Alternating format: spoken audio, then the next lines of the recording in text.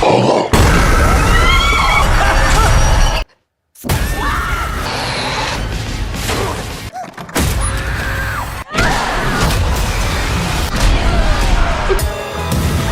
modern horror landscape is a harrowing labyrinth of visceral terror, psychological torment, and macabre masterpieces. To navigate this dark, cinematic epoch, I subjected myself to 50 descent into madness narratives, so you would not have to. The result is a curated exhibition of the 15 most unsettling, nightmarish films of our era. From gothic resurrections to tech-fueled paranoia, these tour de force experiences redefine the boundaries of fear. Prepare yourself for a journey into the shadows, where unparalleled tension and unspeakable horrors await in every frame. Let us begin. Number 1. Nosferatu. In this harrowing gothic nightmare, the plot intricately unravels the tragic obsession between a haunted woman and a demonic vampire, bringing untold pestilence. Bill Skarsgård delivers a visceral, shape-shifting performance as Count Orlok, embedding deep, ancient malevolence into the very marrow of his character. Lily Rose Depp perfectly counterbalances him, radiating a deeply unsettling mixture of paralyzing terror and hypnotic seduction. The tension operates at a suffocating, deliberate cadence, slowly ratcheting up the dread as the plague-ridden shadow of the vampire overtakes a decaying town. Every interaction drips with an inescapable sense of doom, cementing a macabre emotional weight that transcends the traditional monster narrative to explore themes of profound human despair and inescapable, fatalistic desire. Director Robert Eggers meticulously constructs a visual masterpiece, reinforcing his reputation as a modern visionary of atmospheric dread. Drawing heavily from F.W. Murnau's seminal 1922 silent classic, this production is a tour de force of historical fidelity and artistic reinterpretation. Eggers eschews modern digital gloss for deeply textured, expressionistic cinematography crafted by Jaron Blaschke, utilizing authentic period lighting. The film's development demanded rigorous physical sets and an unrelenting dedication to 19th-century authenticity. Elevating the cinematic dread is Robin Carolan's booming, orchestral score, reverberating with the archaic horror of a dark fairy tale. Ultimately, this acclaimed endeavor honors its foundational German expressionist roots while establishing a terrifying new benchmark for contemporary Gothic cinema and historical significance. Number 2. The Monkey.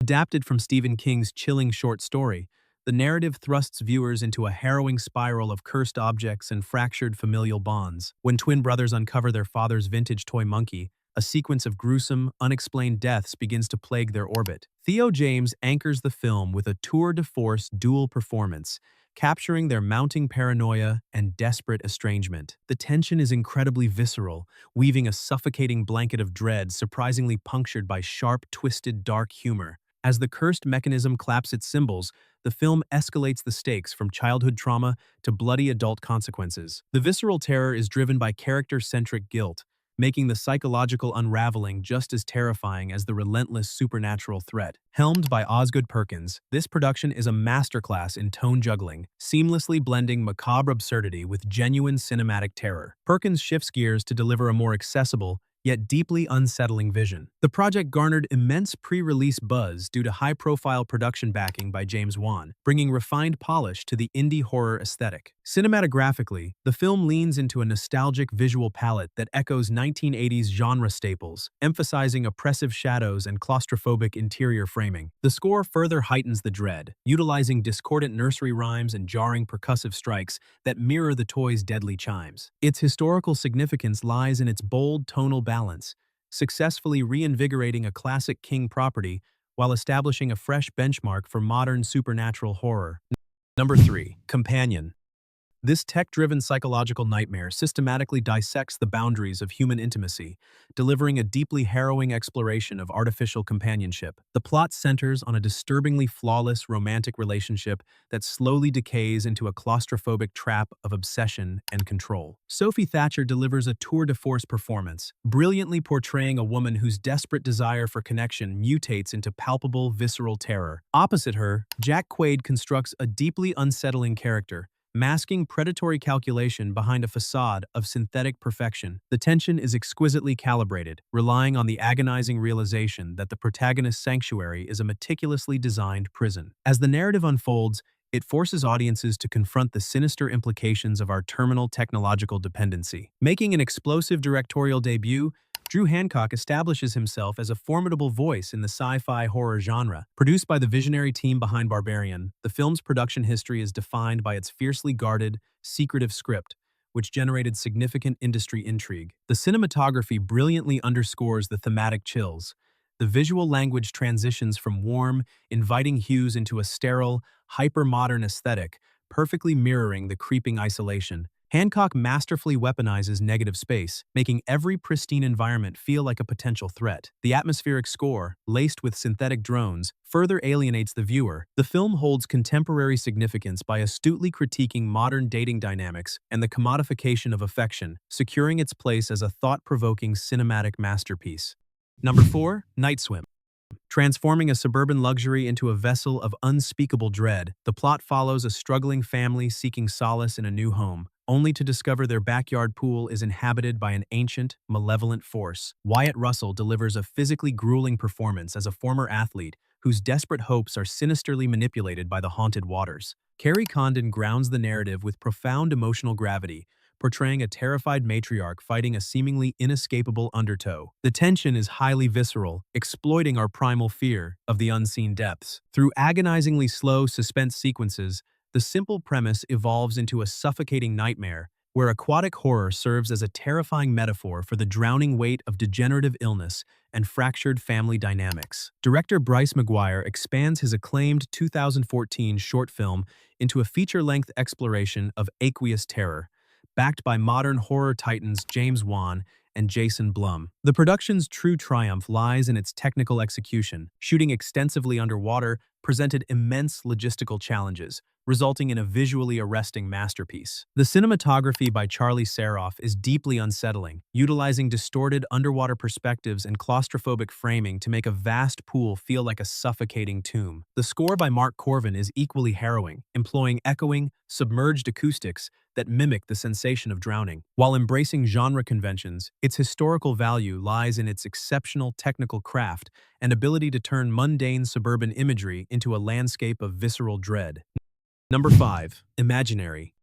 This domestic nightmare weaponizes the innocence of childhood, charting a harrowing plot where a young girl's seemingly harmless attachment to a discarded teddy bear unleashes a deeply malevolent entity. DeWanda Wise delivers a powerfully grounded performance as the protective stepmother, whose psychological unraveling anchors the visceral horror that ensues. The tension relies heavily on subverting familiar comforts. The teddy bear remains entirely static, forcing the audience's imagination to project terrifying agency onto a lifeless object. As the sinister influence corrupts the household, the narrative escalates into a labyrinthine descent into childhood trauma and repressed memories. The film brilliantly exploits the creeping dread of the unseen, proving the most terrifying monsters are those invited willingly into the home. Directed by Jeff Wadlow, this Blumhouse production explicitly aims to engineer a new commercial horror icon, following the lineage of malevolent toys. The production history reveals a conscious effort to blend practical puppetry with subtle visual effects, avoiding overt computer-generated imagery to maintain a tactile sense of dread. The cinematography is deliberately grounded, utilizing creeping camera movements and low angles to emulate a child's vulnerable perspective of the world. Bear McCreary's musical score is a tour de force of psychological manipulation, contrasting whimsical music box melodies with sudden, oppressive industrial soundscapes. Its significance lies in its modern reinterpretation of the classic changeling trope, utilizing contemporary streaming aesthetics to explore dark, forgotten fears lingering within the human subconscious. Number 6. Abigail. In a deliciously violent subversion of the kidnapping thriller, the plot follows disparate criminals who capture a 12-year-old ballerina only to realize they are trapped with a ravenous, centuries-old vampire. Alicia Weir is an absolute revelation, delivering a tour-de-force performance that seamlessly pivots from a terrified victim to a sadistic apex predator. Melissa Barrera anchors the human element with a hardened survivalist grit, forcing audiences to empathize with the perpetrators. The tension is visceral and relentlessly kinetic, escalating into a claustrophobic game of cat and mouse. The film's brilliance lies in its gleeful embrace of gore and unpredictability, turning the cavernous mansion into an inescapable abattoir where every shadow conceals a deadly, pirouetting slaughter. Helmed by the dynamic directing duo Radio Silence, this masterpiece injects an adrenaline-fueled jolt into the stagnant vampire subgenre. Serving as a modernized reimagining of Universal's 1936 Dracula's Daughter, the production brilliantly updates classic monster lore with an irreverent, punk rock sensibility. The cinematography by Aaron Morton is a feast of gothic contrasts, bathing the ornate, decaying mansion in harsh crimson lighting and suffocating shadows. The score by Brian Tyler is suitably operatic, blending classical ballet arrangements with aggressive, pulse-pounding electronic beats. The film stands as a poignant historical marker, serving as one of the final performances of the late Angus Cloud and cementing Radio Silence's reputation as modern masters of the bloody horror comedy hybrid. Number 7. Longlegs. This deeply unsettling procedural descends into esoteric madness, following a clairvoyant Federal Bureau of Investigation agent hunting an enigmatic serial killer whose occult influence drives families to slaughter one another. Micah Monroe delivers a masterclass in quiet, internalized trauma, portraying Agent Harker with a breathless vulnerability that heightens the visceral dread. Conversely, Nicolas Cage provides a tour de force, monstrous performance. His unpredictable theatrical insanity is both pathetic and profoundly terrifying. The tension is masterfully suffocating, built upon ominous silence and the slow realization of demonic orchestration. The narrative excels by merging gritty crime investigation with inescapable supernatural horror, trapping the audience in a grim, fatalistic nightmare where human agency is eclipsed by ancient, horrific cosmic forces. Osgood Perkins directs this breakout masterpiece, cementing his status as an unparalleled architect of atmospheric misery. The production was heralded by one of the most effective viral marketing campaigns of the modern era, setting a new industry standard. Cinematographer Andres Orochi crafts a visually harrowing landscape, utilizing oppressive, symmetrical framing and a desaturated color palette that visually isolates the characters. The aspect ratio shifts dynamically, visually representing the invasive nature of the killer's memories. The sound design is a triumph of subliminal terror, heavily featuring backward masking and a dread-inducing score by Zilgi. Achieved immense commercial success, Longlegs instantly secured its legacy as a modern classic, redefining the boundaries of the psychological serial killer thriller. Number 8. The First Omen. Serving as a harrowing prequel to the 1976 classic, the plot meticulously follows a young American novitiate in Rome who uncovers a terrifying conspiracy to birth the Antichrist. Nell Tiger-Free delivers an absolute tour de force performance.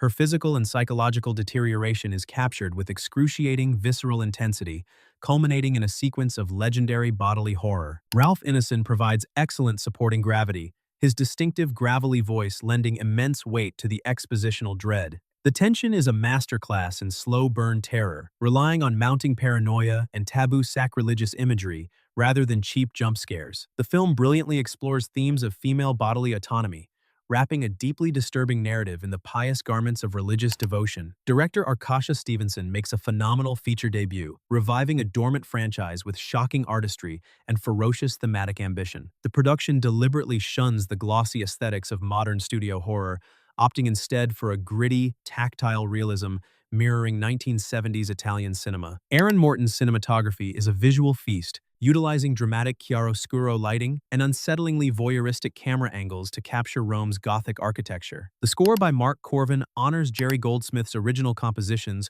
while forging its own identity through terrifying choral arrangements and primal percussive dread. Critically lauded for its uncompromising brutality and intelligent script, this masterpiece stands as a historically significant triumph, proving that legacy prequels can possess profound artistic merit and genuinely shocking originality. Number 9. Smile 2. Expanding upon its predecessor's terrifying mythology, this relentless sequel plunges into the chaotic world of a global pop sensation infected by the traumatic, mind-altering curse. Naomi Scott delivers a phenomenally unhinged, tour de force performance. Her descent into paranoid madness is captured with an agonizing, visceral rawness. The film mercilessly exploits the isolation inherent in massive celebrity, making her inability to trust her own reality all the more harrowing. The tension is aggressively dialed up, subjecting the audience to a barrage of deeply unsettling hallucinations and grotesque, contorted grins. The plot brilliantly navigates the crushing weight of public scrutiny and unresolved guilt, resulting in an escalating psychological nightmare where true horror lies in inescapable mental disintegration. Returning director Parker Finn expands his cinematic canvas, proving that the horrific premise of the original was no mere gimmick. With a substantially larger production budget, Finn crafts a masterpiece of sensory overload, utilizing the glittering environment of arena pop tours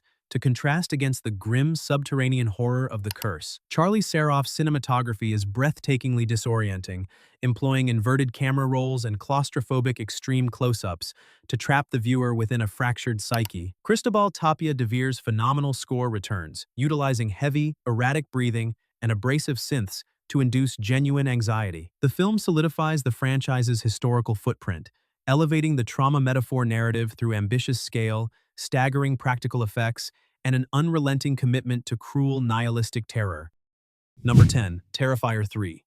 Subverting the joy of the holiday season, this relentlessly brutal slasher follows the demonic resurrection of Art the Clown as he unleashes an unprecedented wave of Yuletide carnage. Lauren Lavera returns to deliver a phenomenally grounded, emotionally harrowing performance, transforming her character into a quintessential, trauma-hardened final girl. David Howard Thornton's physical acting as Art remains a terrifying tour de force, communicating volumes of sadistic glee without uttering a single syllable. The tension is entirely visceral, built upon the dread of inevitably grotesque, protracted violence rather than subtle suspense. The plot serves as a grim vessel for extreme, boundary-pushing gore, testing the absolute limits of audience endurance, while maintaining a deeply unsettling, darkly comedic undercurrent. Writer, director, and practical effects maestro Damien Leone solidifies his status as a modern pioneer of extreme splatter cinema with this fiercely independent masterpiece. Operating unrated, the film's production is a testament to grassroots, fan-funded passion, and uncompromising artistic freedom. Leone's practical gore effects are historically significant, utilizing hyper-realistic prosthetics to create tableaus of violence that rival the golden age of slashers. The cinematography heavily features grimy, festive contrasts, utilizing Christmas lights to illuminate unspeakable butchery. Paul Wiley's synth-heavy score perfectly complements the chaotic on-screen carnage. Earning staggering box office success despite extreme content, this film achieved a monumental victory for independent horror, cementing Art the Clown as a definitive, legendary icon of the genre. Number 11. M3 GAN 2.0.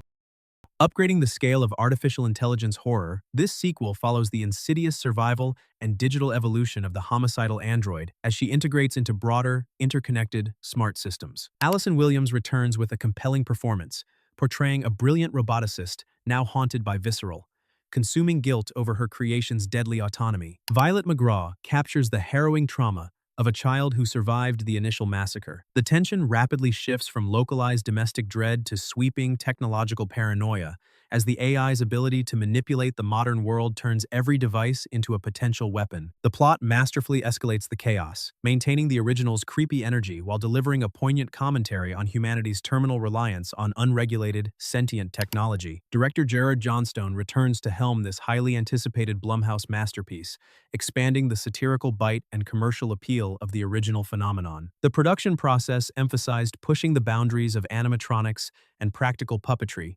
ensuring the physical presence of the android remains a terrifying, uncanny tour de force. The cinematography adapts to the larger scale, transitioning from intimate laboratory settings to sleek corporate environments, bathed in cold, sterile lighting. The musical composition evolves, blending upbeat pop renditions with sharp industrial electronic scores that reflect the machine's calculating nature. Building upon viral ubiquity, this sequel secures its historical relevance by tapping into contemporary anxieties regarding generative AI and the loss of human agency in an automated world. Number 12. A Quiet Place, Day 1. Ripping audiences from rural isolation and dropping them into the chaotic, apocalyptic collapse of New York City, this prequel chronicles the harrowing first hours of the alien invasion. Lupita Nyong'o delivers an absolute tour de force performance as Sam, a terminally ill poet whose fight for normalcy is fraught with visceral terror. Joseph Quinn provides a fantastic, emotionally resonant counterpart, forging a poignant bond born of silent desperation. The tension is utterly suffocating. The juxtaposition of the historically deafening metropolis, instantly reduced to a graveyard of whispered survival, is a masterful stroke. The narrative delivers intense, claustrophobic monster horror that is deeply grounded by profound human tragedy, terminal acceptance, and ultimate grace at the end of the world. Directed by Michael Sarnowski, this installment brilliantly transitions the franchise to a grand, catastrophic scale without losing its emotional core. The production is a staggering achievement in urban apocalyptic world-building, utilizing practical street devastation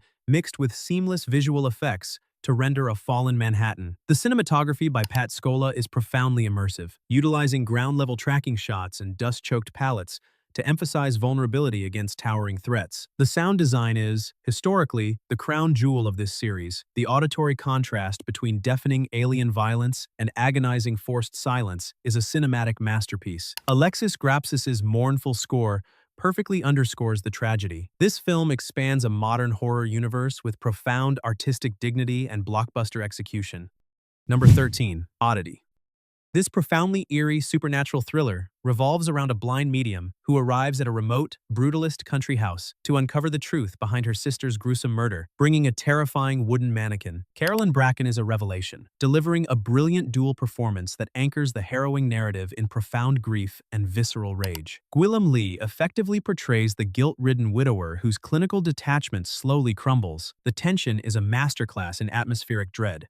The plot unfolds with deliberate slowness, utilizing the grotesque, static presence of the wooden figure to build suffocating suspense. As dark secrets are unearthed, the film weaves a terrifying web of guilt, revenge, and occult justice, proving past sins relentlessly haunt the present. Written and directed by Damien McCarthy, this Irish independent production is a true tour de force of minimalist horror and ingenious spatial storytelling. Operating with a modest budget, McCarthy historically proves that terrifying cinema relies on atmosphere and timing rather than expensive digital spectacle. The production utilizes a deeply unsettling architectural space, making the cavernous house feel like a hostile, inescapable character itself. Colm Hogan's cinematography is exceptionally moody, utilizing natural darkness and slow pans to emphasize the terrifying vastness of empty rooms. The sound design relies on organic, creaking floorboards, creating an oppressive auditory landscape devoid of a traditional score. Gaining massive critical acclaim, this masterpiece is a vital addition to modern Gothic cinema.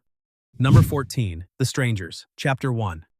Reigniting the terrifying premise of random, motiveless violence, this brutal reboot follows a young couple whose romantic getaway in a secluded woodland cabin descends into a harrowing fight for survival. Madeleine Petsch anchors the film with a raw, intensely physical performance, perfectly charting her character's rapid decline from blissful ignorance to visceral, shrieking terror. Froy Gutierrez effectively captures the frantic, escalating panic of a man completely out of his depth. The tension is stripped down and excruciatingly primal, relying on the agonizing fear of home invasion and psychological torture. The plot masterfully weaponizes negative space. Every dark window heightens the agonizing suspense. It reminds audiences of the chilling reality that violence often needs no reason at all. Veteran action director Renny Harlin takes the helm to launch an ambitious, simultaneous trilogy rollout, aiming to expand the grim universe established by the 2008 classic. The production is notable for its grueling back-to-back shooting schedule, an incredibly demanding endeavor designed to maintain a consistent, terrifying aesthetic across 3 films. The cinematography is heavily focused on spatial geography, utilizing wide, voyeuristic exterior shots to make the audience complicit in the silent stalking. The film deliberately avoids a grandiose score,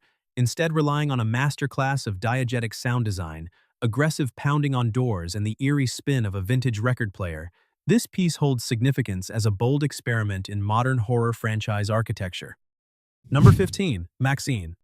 Trading rural isolation for the neon-drenched grime of 1985 Hollywood, this stylish conclusion follows a ruthless adult film star desperate to transition into mainstream cinema even as a real-life serial killer stalks her orbit. Mia Goth delivers an absolute tour de force, embodying MaXXXine with ferocious ambition and a visceral survivor's instinct that refuses victimization. Elizabeth Debicki brings an icy, commanding presence as a demanding film director, elevating fierce feminist undertones. The tension is a glorious blend of giallo-inspired slasher mechanics and a gripping crime plot. The narrative is a harrowing, blood-soaked love letter to the ruthlessness of fame, culminating in an explosive, darkly triumphant finale that encapsulates the destructive, insatiable hunger for cinematic immortality. Director T. West cements his legacy as a modern auteur of genre pastiche with this meticulously crafted masterpiece. Completing a historic trilogy that revitalized the retro slasher subgenre, the production history of this final chapter is a triumph of independent cinema ambition. The cinematography by Elliot Rocket is an astonishing recreation of gritty 1980s celluloid,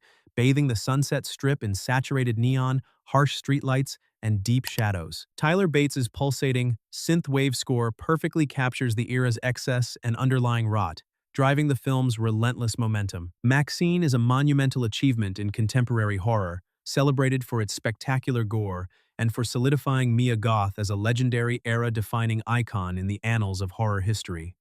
These 15 films are harrowing reflections of our deepest societal anxieties. Through unparalleled tension and visionary direction, they cement their legacy as essential, enduring cinematic masterpieces.